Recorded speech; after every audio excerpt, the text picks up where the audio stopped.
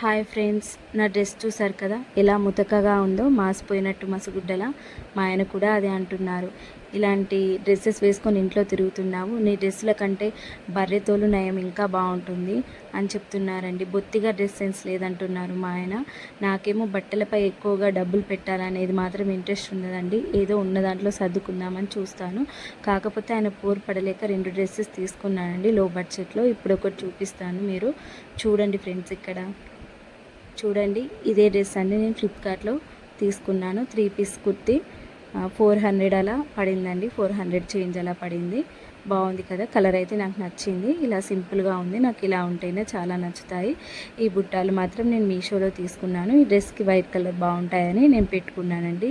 అయితే ఇంట్లో మాత్రం ఇలా ఏం పెట్టుకోను, బయటకు వెళ్తే మాత్రమే ఇలా నేను రెడీ అవుతానండి. అవి కూడా ఎప్పుడో ఒకసారి.